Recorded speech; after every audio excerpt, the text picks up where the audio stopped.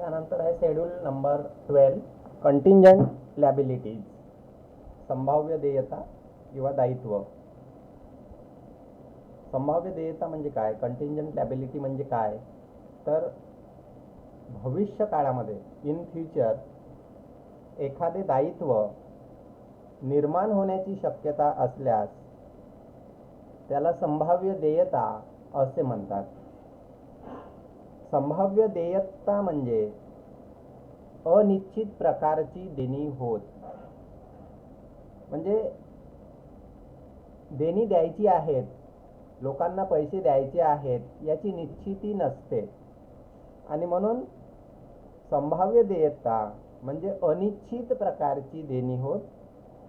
कधी कधी प्रत्यक्षात काहीच देणे देखील उद्भवत नाही, तर कधी कधी काही देणे उद्भवू सुद्धा शकते. तर संभाव्य देयतामध्ये काही देण्यांचा समावेश होतो. यामध्ये आहे acceptance on behalf of customer, यालाच acceptances, endorsement, guarantees and other obligations किंवा लॅबिलिटीज असंही म्हणतात. याचा अर्थ ग्राहकांतर्फे स्वीकृती, पृष्ठांकन व इतर दायित्व. बँका जे ग्राहकांच्या मार्फत जे काम करतात त्या दृष्टीने बँकांना भविष्यामध्ये देणं द्यावं लागू शकते. यालाच म्हणतात acceptances, endorsement, guarantees and other obligation on behalf of customers are liabilities. त्यानंतर दुसरं पद आहे claims against the bank not acknowledge as डेब्ट. क्लेम्स म्हणजे काय, दावा. आपण इन्शुरन्सच्या चॅप्टरमध्ये पण पाहिलं की क्लेम म्हणजे दावा. Claims against the bank, claims against the bank म्हणजे बँकेविरुद्धचा दावा, बँकेविरुद्धचा claim. Bank not acknowledge as debts, ज्याला बँकेने अजूनपर्यंत कर्ज म्हणून स्वीकारलेलं नाही, परंतु दावा केला आहे, कोणीतरी दावा केला आहे बँकेविरुद्ध, परंतु बँकेने त्याला कर्ज म्हणून, देणी म्हणून अजूनपर्यंत स्वीकारलेलं नाही, अशा प्रकारचं कर्ज. त्यानंतर endorsement of bills on behalf of customer, ते वरती आलेच आहे. इंडोर्समेंट म्हणजे ग्राहकांमार्फत एखादं बिल्स जर बँकेनं स्वीकारलं असेल तर त्याची देणी जर भविष्यात निर्माण होत असेल तर ती देणी. त्यानंतर claims by employees for bonus, बोनसकरिता ग्राहकाने कर्मचाऱ्याने जर क्लेम केला असेल, बँकेच्या कर्मचाऱ्यांनी जर बोनस मिळण्याकरिता बँकेवर जर क्लेम केला असेल तर त्याची रक्कमसुद्धा भविष्यात द्यावी लागू शकते. त्यानंतर आहे लॅबिलिटी ऑन बिल्स रीडिस्काउंटेड. रीडिस्काउंटेड म्हणजे पुन्हा त्याला वटवणं. बँका बिल डिस्काउंट करण्याचं काम करत असतात, पण रीडिस्काउंटचं कामसुद्धा बँका करीत असतात आणि त्या बदल्यामध्ये जे देणं निर्माण होते ते देणंसुद्धा बँकांना द्यावं लागते. रीडिस्काउंट म्हणजे पुन्हा त्याची वटवणूक करणे, पुन्हा वटवणे. त्यानंतर आहे liability for forward exchange contract. Liability on bills rediscounted म्हणजे काय होते की बँका व्यापाऱ्याचं बिल डिस्काउंट म्हणजे वटवतात, परंतु त्या बँकेला जर आवश्यकता पडली तर ती बँक दुसऱ्या बँकेमध्ये किंवा रिझर्व्ह बँकेकडे ते बिल पुन्हा वटवत असते. बँकेला पैशाची आवश्यकता जर पडली त्या कालावधीमध्ये तर तेच बिल बँक रिझर्व्ह बँकेकडून किंवा इतर बँकेकडून ते बिल पुन्हा वटवून घेत असते. त्यालाच रीडिस्काउंट असं म्हणतात आणि हे रीडिस्काउंटचे जे पैसे आहेत ते बँकेला, दुसऱ्या बँकेला किंवा रिझर्व्ह बँकेला द्यायचे असतात. त्यानंतर आहे liability for forward exchange contract, जे विदेशी विनिमयाचं म्हणजे एका चलनाचं रूपांतर दुसऱ्या चलनामध्ये करण्याचं कार्य आहे, त्याची जी काही लॅबिलिटी आहे ती सुद्धा बँकांना भविष्यामध्ये द्यावी लागू शकते. त्यानंतर liability for partly paid shares or investment. Partly म्हणजे अंशतः ज्या ठिकाणी गुंतवणूक केलेली आहे अशा प्रकारच्या गुंतवणुकी. पार्टली पेड म्हणजे ज्याचे पैसे अंशतः पेड केलेले आहेत.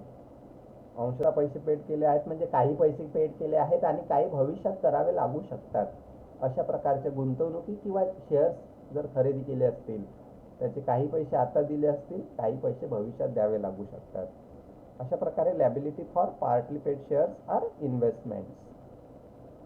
त्यानंतर आहे guarantee given on behalf of customer. भारतातील किंवा भारताबाहेरील ग्राहकाच्या वतीने जर काही गॅरंटी दिली असेल, बँकेने काही हमी दिली असेल आणि त्या हमीमुळे बँकेला काही भविष्यामध्ये देणी द्यायची असतील तर त्याचा सुद्धा समावेश या कंटिंजंट लॅबिलिटी, संभाव्य देयता या शेड्यूलमध्ये केला जातो. आणि ही जी शेड्यूल नंबर 12ची टोटल आहे ती बॅलन्स शीटमध्ये फक्त शो केली जाते, आतमधल्या कॉलममध्येच दाखवायची आहे. तिचा टोटलमध्ये बॅलन्स शीटची टोटल करताना विचारात घ्यायचं नाही आहे.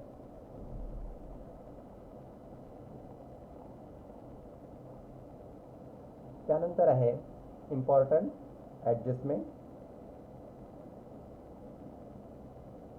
काही महत्त्वाच्या ॲडजस्टमेंट आहेत, त्या ॲडजस्टमेंटचा विचार करणे अतिशय आवश्यक आहे. पहिली ॲडजस्टमेंट आपल्याला विचारली जाऊ शकते ती म्हणजे rebate on bills discounted given in adjustment. याला जर ॲडजस्टमेंटमध्ये दिलं असेल, रिबेट ऑन बिल्स डिस्काउंटेड नावाचं पद जर ॲडजस्टमेंटमध्ये दिलं असेल तर त्याला काय करायचं आहे, त्याला शेड्यूल नंबर 13मध्ये दाखवायचं आहे. शेड्यूल नंबर 13मध्ये त्याचा फर्स्ट इफेक्ट घ्यायचा आहे. Profit and loss account less in interest and discount. त्याला शेड्यूल नंबर 13मध्ये काय करायचं आहे, इंटरेस्ट अँड डिस्काउंट या पदामधून त्याला मायनस करून दाखवायचं आहे. त्यानंतर दुसरा इफेक्ट जो आहे तो शेड्यूल नंबर 5मध्ये द्यायचा आहे. शेड्यूल नंबर 5मध्ये अदर लॅबिलिटीज आणि प्रोव्हिजन. शेड्यूल नंबर 5चं नाव काय आहे, other liabilities and provision. Balance शीटच्या लॅबिलिटी साईडवर याचा इफेक्ट होतो. म्हणजे शेड्यूल नंबर 5 हा लॅबिलिटी साईडचा आहे. शेड्यूल नंबर 5 हा आहे लॅबिलिटी साईडचा, म्हणून बॅलन्स शीटच्या लॅबिलिटी साईडवर असं लिहिलं आहे. परंतु शेड्यूल नंबर 5 जो अदर लॅबिलिटीज अँड प्रोव्हिजन आहे त्यामध्ये याचा दुसरा इफेक्ट आहे. हा दुसरा इफेक्ट द्यायचा आहे. पहिला इफेक्ट शेड्यूल नंबर 13मध्ये इंटरेस्ट अँड डिस्काउंट या पदामधून मायनस करायचा आहे, कारण शेड्यूल नंबर 13 आहे हा प्रॉफिट अँड लॉस अकाउंटचा शेड्यूल आहे. त्यानंतर दुसरी ॲडजस्टमेंट अशा प्रकारची दिली असू शकते, rebate on bills discounted given in trial balance. Trial बॅलन्समध्ये जर रिबेट ऑन बिल्स डिस्काउंटेड दिलं असेल तर त्याला काय करायचं आहे, फक्त त्याचा एकच इफेक्ट दाखवायचा आहे, तो म्हणजे शेड्यूल नंबर 5मध्ये. दुसरा इफेक्ट द्यायचा नाही आहे त्याला, ट्रायल बॅलन्समध्ये दिलं असेल तर हे पद. त्यानंतर आहे rebate on bills discounted opening balance given in trial balance. Rebate on bill discounted trial बॅलन्समध्ये त्याचं ओपनिंग बॅलन्स दिलं असेल तर त्याला काय करायचं, त्याला फक्त शेड्यूल नंबर 13मध्ये दाखवायचं आहे. त्याला काय करायचं, शेड्यूल नंबर 13मध्ये इंटरेस्ट अँड डिस्काउंट या पदामध्ये प्लस करायचं आहे.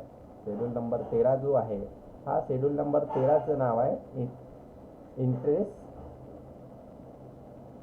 अर्न. तर त्या इंटरेस्ट अर्न या शेड्यूलमध्ये इंटरेस्ट अँड डिस्काउंट नावाचं पद लिहिलं जाते, त्या पदामध्ये ही अमाऊंट प्लस करायची आहे. हा शेड्यूल आहे प्रॉफिट अँड लॉस अकाउंटचा. त्यानंतर चौथी ॲडजस्टमेंट दिलेली आहे, transfer to statutory reserve or any other reserve. कोणत्याही निधीला जर रक्कम ट्रान्सफर करायची असेल किंवा स्टॅच्युटरी रिझर्व्हला तर दरवर्षीच्या नफ्यातून 25% रक्कम ट्रान्सफर करायचीच असते. आणि त्यामुळे याचा जो इफेक्ट आहे किंवा कोणत्याही रिझर्वला, फक्त स्टॅच्युटरी रिझर्व नाही तर इतर कोणत्याही रिझर्वला जर अमाऊंट ट्रान्सफर करायची असेल तर पहिला इफेक्ट द्यायचा आहे in appropriation account. Appropriation account म्हणजे जो प्रॉफिट अँड लॉस अकाउंटचा मुख्य फॉर्मॅट आहे, प्रॉफिट अँड लॉस अकाउंटचा मेन फॉर्मॅट आहे, त्या फॉर्मॅटमध्ये जे चौथं हेड आहे त्या चौथ्या हेड खाली प्रॉफिट अँड लॉस ॲप्रोप्रिएशन अकाउंट हा जो चौथा हेड आहे, या चौथ्या हेड अंतर्गत त्याला लिहायचा आहे ट्रान्सफर टू स्टॅच्युटरी रिझर्व. हा झाला पहिला इफेक्ट. प्रॉफिट अँड लॉस अकाउंटच्या मुख्य फॉर्मॅटमध्ये चौथ्या नंबरचं जे पद घेतलं जाते प्रॉफिट अँड लॉस ॲप्रोप्रिएशन, त्यामध्ये याला घ्यायचा आहे ट्रान्सफर टू स्टॅच्युटरी रिझर्व. आणि दुसरा इफेक्ट जो आहे तो द्यायचा आहे शेड्यूल नंबर 2 मध्ये. शेड्यूल नंबर 2 आहे हा लॅबिलिटी साईडचा, बॅलन्स शीटचा. शेड्यूल नंबर 2चं नाव आहे रिझर्व अँड सरप्लस. प्रत्येक शेड्यूल आणि त्या शेड्यूलचे प्रत्येक नाव आणि त्या शेड्यूलमध्ये असणारे पद या सर्व बाबी तुम्हाला पाठ कराव्या लागतील, कारण याच्यावरच कोणताही MCQ विचारला जाऊ शकतो. शेड्यूल नंबर 2 काय आहे किंवा त्याच्यामध्ये एखादा पद देऊन तो पद कोणत्या शेड्यूलमध्ये येतो, अशा प्रकारचे प्रश्न तुम्हाला विचारले जाऊ शकतात. त्यानंतर ॲडजस्टमेंट नंबर 5 असू शकते provision for income tax. Income टॅक्ससाठी जर तरतूद असेल तर त्याचा पहिला इफेक्ट जो द्यायचा आहे तो प्रॉफिट अँड लॉस अकाउंटमध्ये, म्हणजेच प्रोव्हिजन अँड कंटिंजन्सी. त्याला शेड्यूल नंबर वगैरे दिलेला नाही आहे, परंतु सगळ्यात शेवटी 16व्या शेड्यूल नंतर प्रोव्हिजन अँड कंटिंजन्सी तयार केली जाते. आणि प्रॉफिट अँड लॉस अकाउंटचा जो मुख्य फॉर्मॅट आहे त्याच्यामध्ये जे एक्सपेन्सेस या हेड अंतर्गत तिसरं पद आपण लिहितो, ते तिसरं पद एक्सपेन्सेस या हेड अंतर्गतचं तिसरं पद जे लिहिलं जाते ते तिसरं पद म्हणजेच प्रोव्हिजन अँड कंटिंजन्सी. तर याचा एक इफेक्ट त्या ठिकाणी द्यायचा आहे. प्रोव्हिजन अँड कंटिंजन्सी नावाचं जे आपण तयार करू त्या ठिकाणी द्यायचं आहे. आणि त्याला प्रॉफिट अँड लॉस अकाउंटच्या मुख्य फॉर्मॅटमध्ये एक्सपेंडिचर या दुसऱ्या हेड अंतर्गतचं तिसरं जे पद आहे प्रोव्हिजन अँड कंटिंजन्सी या ठिकाणी घ्यायचं आहे. आणि दुसरा इफेक्ट जो आहे तो घ्यायचा आहे शेड्यूल नंबर 5 मध्ये. दुसरा इफेक्ट शेड्यूल नंबर 5 मध्ये. शेड्यूल नंबर 5चं नाव आहे अदर लॅबिलिटीज अँड प्रोव्हिजन. त्या ठिकाणी त्याला घ्यायचं आहे. त्यानंतर number 6, adjustment number 6, interest accrued but not received on investment. Interest accrue झाला असेल परंतु रिसीव झाला नसेल, प्राप्त झाला नसेल. तो ड्यू झाला आहे परंतु अंतिम खाती तयार करण्याच्या तारखेपर्यंत म्हणजेच 31 मार्चपर्यंत तो मिळाला नसेल, प्राप्त झाला नसेल तर कशावरील, गुंतवणुकीवरील जे व्याज आहे ते व्याज ड्यू झालं असेल, अक्रू झालं असेल परंतु ते मिळालं नसेल त्या तारखेपर्यंत, तर त्याला काय करायचं, त्याचा पहिला इफेक्ट जो आहे हा पहिला इफेक्ट शेड्यूल नंबर 13 मध्ये घ्यायचा आहे. शेड्यूल नंबर 13 मध्ये इंटरेस्ट इन डिस्काउंट या पदामध्ये त्याला प्लस करायचं आहे, add in interest and discount. आणि दुसरा जो इफेक्ट आहे shown in schedule number 11 other asset. Schedule number 11चं नाव आहे अदर असेट. त्या अदर असेटमध्ये त्याला दाखवायचं आहे. त्यानंतर adjustment number 7, provision for bad and doubtful debts. Bad and doubtful डेब्टसाठी, बुडीत आणि संशयित कर्जासाठी जर तरतूद असेल तर त्या तरतुदीचा पहिला effect provision and contingency. Provision and contingency या हेड अंतर्गत घ्यायचा आहे. याला शेड्यूल नंबर दिलेला नाही आहे कारण 16व्या शेड्यूल नंतर प्रोव्हिजन अँड कंटिंजन्सी तयार करावं लागते. तर त्या ठिकाणी याचा इफेक्ट द्यायचा आहे पहिला. आणि दुसरा इफेक्ट शेड्यूल नंबर 9 मध्ये. शेड्यूल नंबर 9 मध्ये, शेड्यूल नंबर 9चं नाव आहे ॲडव्हान्सेस. त्या शेड्यूल नंबर 9 मध्ये घ्यायचं आहे. तर शेड्यूल नंबर 9 मध्ये त्याला काय करायचं आहे, मायनस करायचं आहे, less in loans, cash credit and overdraft. एकतर लोनची अमाऊंट दिली असेल तर लोनमधून कॅश क्रेडिटची अमाऊंट दिली असेल तर कॅश क्रेडिटमधून, किंवा ओव्हरड्राफ्ट दिलं असेल तर ओव्हरड्राफ्टमधून, किंवा या तीनही पदं एकत्रित दिले असतील, loans, cash credit and overdraft, तर त्या पदामधून बॅड अँड डाऊटफुल डेटची जी काही अमाऊंट असेल किंवा जी काही त्याची प्रोव्हिजन असेल ती प्रोव्हिजन यामधून मायनस करायची आहे. शेड्यूल नंबर 9 मध्ये जे पद आपण घेतो, loans, cash credit and overdraft, या पदामधून बॅड अँड डाऊटफुल डेटची जी काही प्रोव्हिजन असेल ती मायनस करायची. हा झाला दुसरा इफेक्ट. पहिला इफेक्ट प्रोव्हिजन अँड कंटिन्जन्सीमध्ये, आणि दुसरा इफेक्ट शेड्यूल नंबर 9 मध्ये. Question number 8, provision number 8, interest on doubtful debts wrongly credited. Interest on doubtful debt, जो संशयित कर्जासाठीचा, जो संशयित आणि बुडीत कर्जासाठीचा जो व्याज आहे, त्याच्यावर जर व्याज आकारलं असेल कंपनीने आणि तो चुकीने जर क्रेडिट झाला असेल, चुकीने एखाद्या खात्यामध्ये जमा करण्यात आला असेल, तर त्याला काय करायचं आहे. त्याचा पहिला इफेक्ट शेड्यूल नंबर 13 मध्ये काय करायचं. शेड्यूल नंबर 13 मध्ये less in interest and discount, interest आणि डिस्काउंट या पदामधून त्याला मायनस करायचं.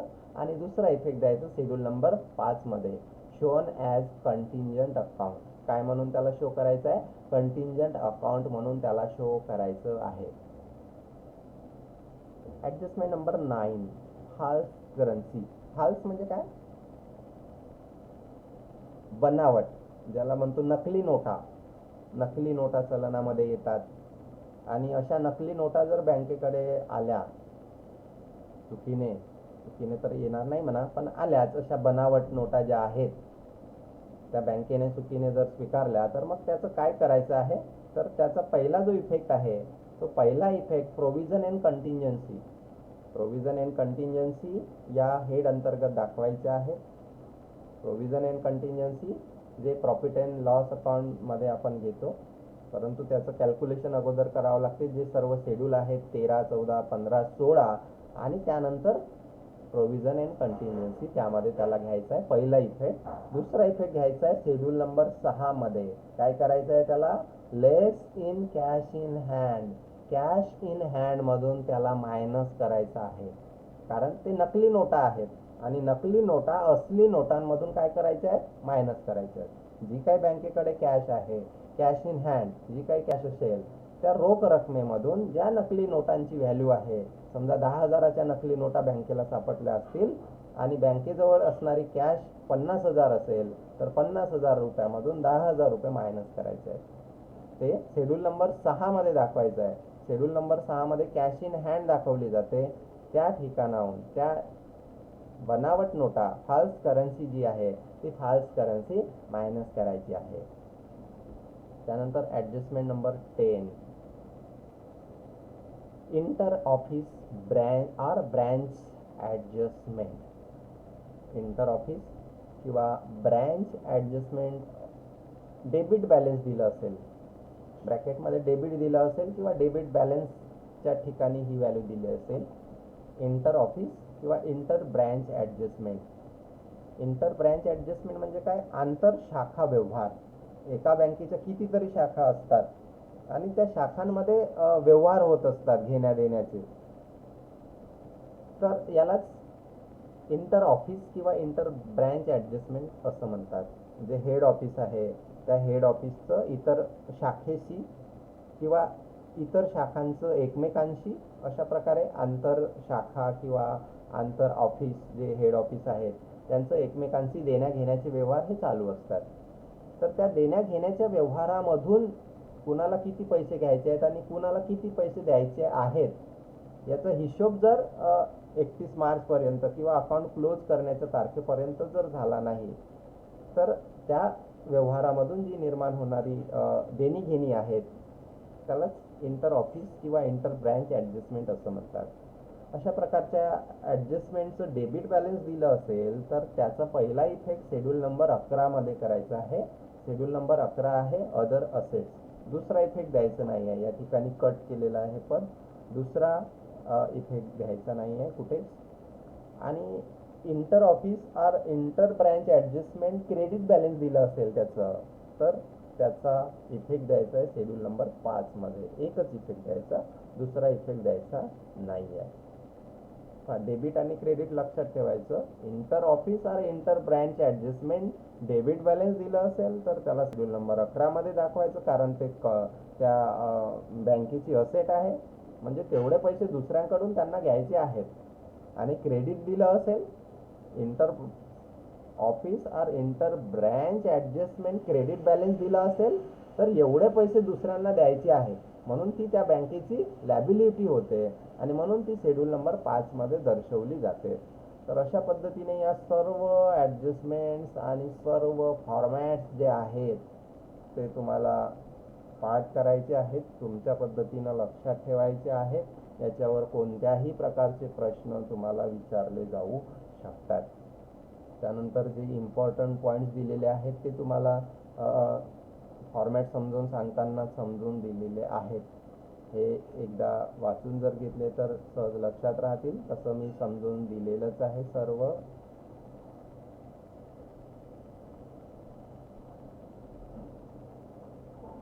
तर हे जे सर्व 20 पॉईंट्स आहेत ते याही अगोदर समजून दिलेले आहेत, ते पुन्हा एकदा वाचून घ्या.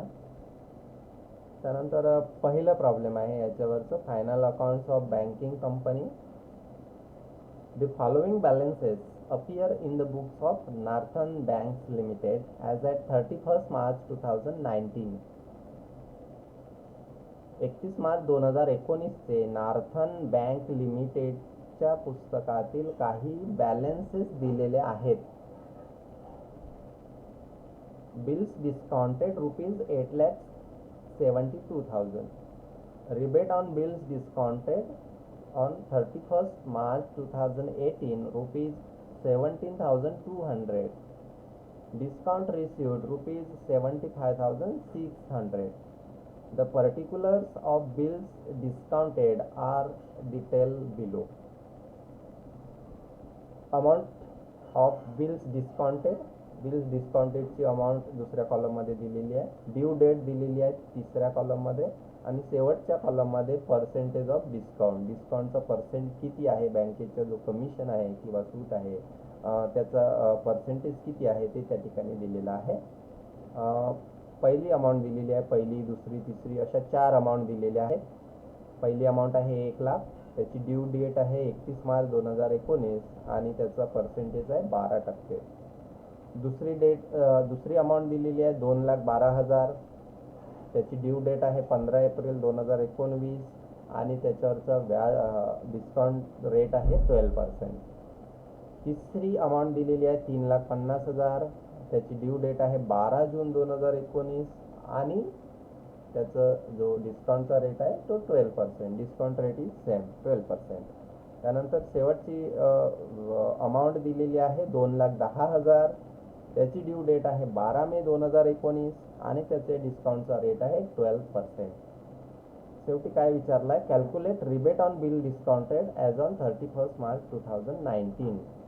रिबेटचा जो बिल डिस्काउंटचा जो रेट आहे तो रेट कॅल्क्युलेट करायचा आहे. Calculate the rebate. रिबेट म्हणजे काय, सूट किंवा अपहार.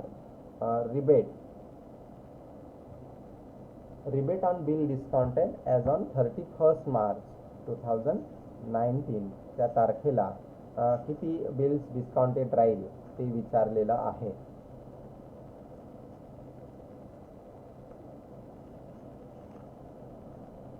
तर 31 मार्च 2019ला ती बँक बुक क्लोज करत आहे, तर त्याच्या अगोदर आणि त्याच्यानंतर अशा पद्धतीनं त्याला 2 पार्टमध्ये डिवाइड करायचं असते. तर पहा, पहिलं जे बिल आहे, for bill number 1 there is no rebate on bill discounted. कारण तारीख किती आहे, 31 मार्च 2019 तारीख आहे. त्या बिलची तारीख 31 मार्च 2019 आहे. म्हणजे त्याच तारखेला ते बिल काय होईल, मॅच्युअर होईल आणि त्यामुळे त्याच्यावर डिस्काउंट द्यायचा किंवा घ्यायचा प्रश्न येणार नाही. आणि म्हणून 31 मार्च 2019ला असल्यामुळे त्याच्यावर काहीही रिबेट बँक देणार नाही, काहीही सूट देणार नाही, कारण ते ऑलरेडी मॅच्युअर झालेलं आहे. त्यानंतर बिल नंबर 2 वर किती रिबेट राहील, तर for bill number 2 there is rebate on bill discounted at the rate of 12%. डिस्काउंटचा रेट प्रॉब्लेममध्येच दिलेला आहे, 12% आहे. त्याची अमाऊंट प्रॉब्लेममध्येच दिलेली आहे, 2,12,000 रुपये. और फक्त आपल्याला किती दिवस आहेत ते कॅल्क्युलेट करायचे आहे. तर डेज आहे, नंबर ऑफ डेज, हे कसं कॅल्क्युलेट करायचं. 31 मार्च 2019 पासून, म्हणजे 31 मार्च 2019 पर्यंत अकाउंट क्लोज होणार आहे. त्यानंतर 1 एप्रिल 2031 मार्च नंतर कोणती तारीख येते, 1 एप्रिल पासून ते जी ड्यू डेट दिलेली आहे त्या तारखेपर्यंतचा कालावधी मोजायचा आहे. एप्रिल 1 ते 15 म्हणजे किती दिवस झाले, 15 दिवस. 1 एप्रिल पासून ते 15 एप्रिल पर्यंत किती दिवस झाले, 15 दिवस. आणि म्हणून किती दिवसाचं, फक्त 15 दिवसाचंच जी व्हॅल्यू आहे तीच कॅल्क्युलेट करायची आहे. 2,12,000वर 12%, 2,12,000वर 12%, हे संपूर्ण वर्षभराची पर ॲनमची झालेली आहे. आपल्याला फक्त 15 दिवसाची पाहिजे आहे. 25,440 हे संपूर्ण वर्षाची आलेली आहे, आपल्याला फक्त 15 दिवसाची पाहिजे आहे. त्यामुळे गुणिला 15 भागीला 365 असं करायचं आहे. म्हणजे रिबेटची व्हॅल्यू येईल 1,045. त्यानंतर दुसरं बिल, तिसरं बिल घ्यायचं. पहिल्या बिलावर काही रिबेट नाही आहे, दुसऱ्या बिलावरचं रिबेट आहे 1,045. त्यानंतर तिसरं बिल घ्यायचं. For bill number 3rd there is rebate on bill discounted at the rate of 12% on ₹3,50,000. हे प्रॉब्लेममध्येच दिलेलंच आहे. फक्त आपल्याला नंबर ऑफ डेज कॅल्क्युलेट करायचे आहेत की किती दिवस होतात.